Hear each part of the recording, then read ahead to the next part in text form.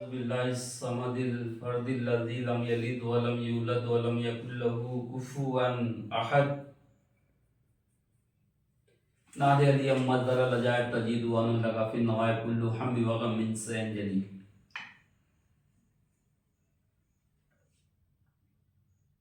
سید حبیب احمد الحسینی صاحب جو کہ حیدرآباد دکن کے ایک جانے مانے عالم سادات اور ایک بڑی بارگاہ کے سجادہ نشین ہیں اور پکے مولائی ہیں اور دین حسین دین اہل بیت پر آپ جو ہے تو مسلسل جو ہے تو آپ یعنی کہ دین حسین کا کام کیے جا رہے ہیں.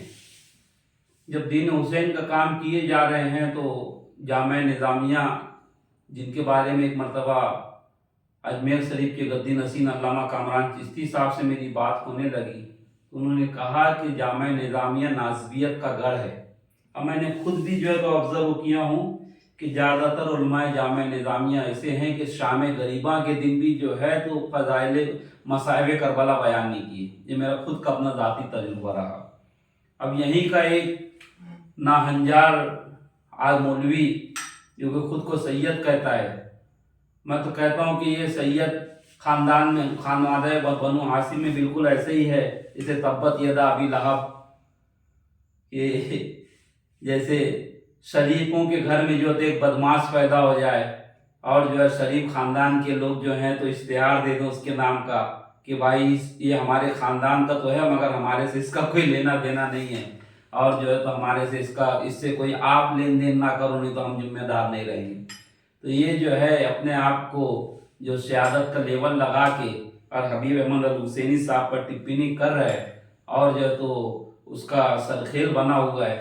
حبیب احمد الحسینی صاحب پر جتنے لوگ بھی آج تک کا انہیں ویڈیو بنا رہے ہیں ان کے مخالف میں، ایک ان کے مخالف والے مجھے ملے تھے ہمارے پیر خانے میں جنہوں نے حبیب احمد الحسینی صاحب کے مخالف میں ویڈیو بنائی. ہم نے کہا ان سے کہ اگر آپ کو حبیب احمد حسینی صاحب سے اگر واقعی علمی اختلاف ہے تو آپ سامنے ان کے سامنے لائیو آ جائیے، لائیو سیشن کر کے QR کر لو. انہوں نے کہا کہ نہیں ہمارے بڑے جو ہیں وہ جانیں گے، ہم کیوں اس میں وہ پڑیں گے. اب جو ہے یہ سید جو کہہ رہا ہے کہ مولا علی کب مسلمان ہوئے، میں اس سے یہ کہتا ہوں کہ تو کب مسلمان ہوا، تو کب کلمہ پڑھا، یا تیرے باپ نے کب کلمہ پڑھا تھا، یا تیرے دادا نے کب کلمہ پڑھا تھا. تیرے پاس اس کا کوئی جواب ہی نہیں ہے. تیرے سے اچھا تو جو ہے جامعہ نظامیہ میں پڑھا ہے. علامہ فخر الدین رازی رحمۃ اللہ علیہ فرماتے ہیں کہ کرم اللہ وجہ جو مولا علی کی جو فضیلت ہے، یعنی آپ نے علامہ فخر الدین رازی رحمۃ اللہ علیہ نے تمام صحابہ کے ساتھ میں جو ہے تو رضی اللہ تعالیٰ عنہ لگایا، کیونکہ بعض صحابہ ایسے تھے اس میں کہ جن کے باپ دادا جو ہے تو بتوں کے اوپر جو ہے تو کپڑا ہانکا کرتے تھے، ہے نا، اس لیے ان کے لیے رضی اللہ تعالیٰ عنہ لگایا. مگر جو ہے مولا علی کے ساتھ میں لگا کرم اللہ وجہ. کرم اللہ وجہ کا مطلب یہ کیا ہوتا ہے کہ جس نے بچپن میں بھی بتوں کے آگے سجدہ نہ کیا، اور جو ہے بچپن میں جس نے بتوں کے آگے سجدہ نہ کیا، اس کا مطلب یہ ہوا کہ مولا علی کا بچپن جو ہے مولا علی کا گھر وہ تھا کہ جہاں پر جو ہے تو کوئی بت پرستی نہیں ہوتی تھی. اگر مولا علی کے گھر میں بتوں کی پوجا ہوتی رہتی، بتوں کے آگے لوگ سجدہ کرتے رہتے تو پھر مولا علی بھی سجدہ کیا کرتے تھے. معلوم ہوا کرم اللہ وجہ اس لیے کہا گیا کہ مولا علی نے بچپن میں بھی کبھی جو ہے تو بتوں کو سجدہ نہیں کیا، تو جب مولا علی نے نہیں کیا تو جناب عمران نے بھی نہیں کیا ہوگا. اور تم نے اس کے اندر ایک عجیب سی دوسری بات پہلے اس میں کہہ دیا آپ نے کہ ماں خدیجہ الکبریٰ نے سب سے پہلے ایمان لایا تھا، تو پھر کہیں گے کہ وہی عورتوں کی بات ہے کہ بے وقوف آدمی. تو یہ معلوم نہیں ہے ماں خدیجہ کی شان کیا ہے. ماں خدیجہ کی شان یہ ہے کہ جنت کی جو 4 سردار عورتیں ہیں، یعنی حضرت عیسیٰ کی والدہ جناب مریم بتول، پھر جناب آسیہ جو پروردہ جناب موسیٰ علیہ السلام ہیں، پھر حضرت ماں خدیجہ الکبریٰ ملکۃ العرب، پھر ماں فاطمہ الزہرا سلام اللہ علیہا، یہ سرداران جنت ہیں. جنت کی خواتین کے یہ 4 سردار ہیں. تو افضلیت تو ان کی یہیں سے ثابت ہو جا رہی ہے. ماں خدیجہ الکبریٰ کی افضلیت تو یہیں سے ثابت ہو جا رہی ہے. آپ ماں خدیجۃ الکبریٰ کی افضلیت کے لیے آپ یہ نہیں کہ اس کے اندر آپ دلیل بنا رہے ہو.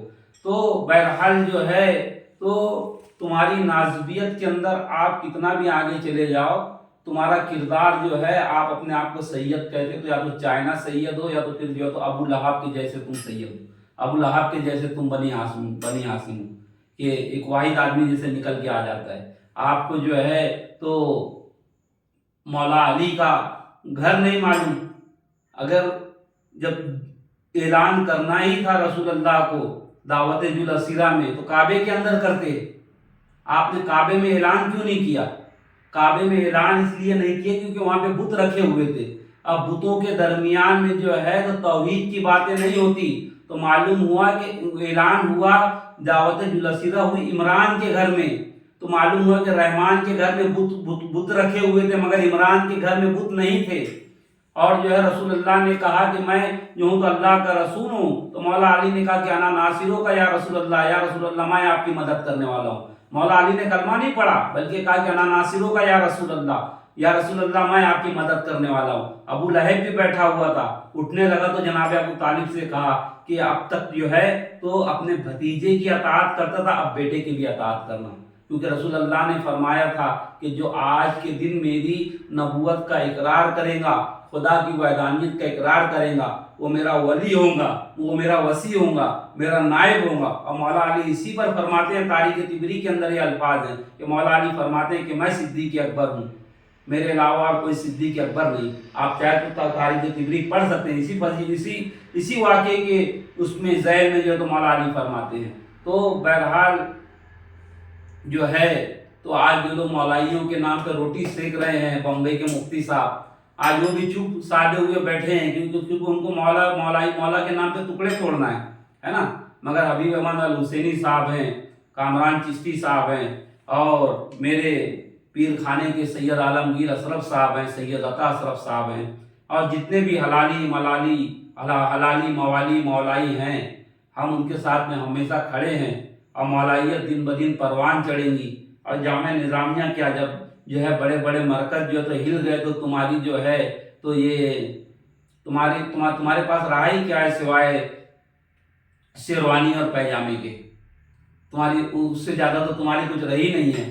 اور تمہاری تو حیثیت اسی وقت سمجھ میں آ گئی تھی جب ڈاکٹر طاہر القادری کا بیان ہوا اور تمہارے عالم کو کوئی سننے کو تیار نہیں تھا.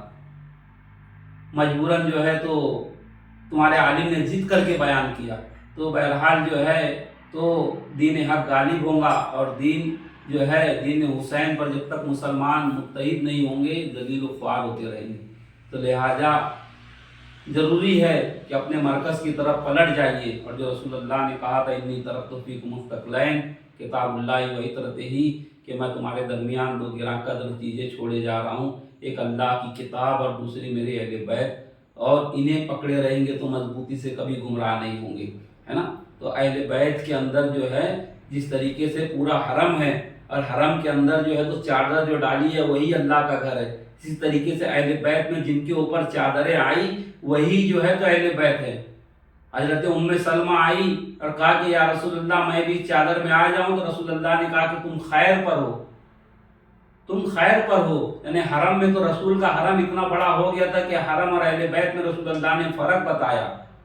تو اہل بیت کو پہچانیے، اہل بیت کی مودت کو پہچانیے، اور صرف جنت حاصل کرنے کے لیے اہل بیت کی محبت نہیں استعمال کیجیے، بلکہ اہل بیت کی محبت اس طریقے سے رکھیے اپنے دلوں کے اندر کہ وقت پڑے تو اہل بیت کی محبت میں جان کیا. اگر اہل بیت کی محبت میں جنت سے بھی ہم کو اگر وہ ملی، بغیر اہل بیت کی محبت کی جنت بھی ملتی ہے تو ہم کو ایسی جنت سے کوئی لینا دینا نہیں. اور اگر اہل بیت کی محبت میں ہمیں جہنم میں بھی جانا پڑے تو ہم ہنسی خوشی اہل بیت کی محبت میں جہنم میں جائیں گے. وآخر دعوانا ان الحمد للہ رب العالمین.